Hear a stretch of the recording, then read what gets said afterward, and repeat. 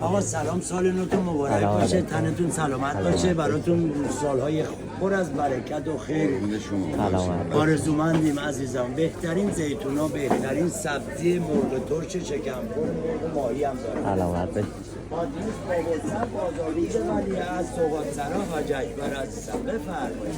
اینا بسته هاشم دارید؟ قرمز و آبی همیشه بهتره.